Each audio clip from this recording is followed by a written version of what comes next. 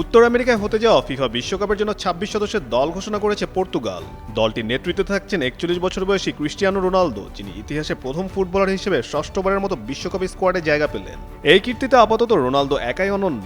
তবে Lionel Messi যদি আর্জেন্টিনার চূড়ান্ত দলে জায়গা পান, তাহলে তিনিও খেলবেন নিজের ষষ্ঠ বিশ্বকাপে।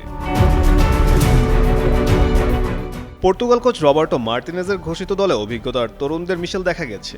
তবে সবচেয়ে আবেগঘন মুহূর্ত ছিল প্রয়াত দিয়াগো জোটাকে ঘিরে।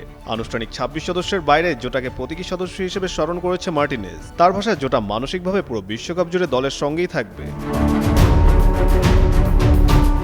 আসন্ন বিশ্বকাপে পর্তুগাল খেলবে গ্রুপ কেতে, যেখানে তাদের প্রতিপক্ষ কলম্বিয়া, উজবেকিস্তান এবং ডেমোক্রেটিক রিপাবলিক অফ কঙ্গো।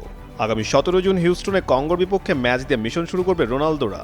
এরপর ২৩ জুন একই ভেন্যুতে উজবেকিস্তানের মুখোমুখি হবে তারা। গ্রুপ পর্বের শেষ ম্যাচে ২৮ জুন মিয়ামিতে কলম্বিয়ার মোকাবেলা করবে পর্তুগিজরা।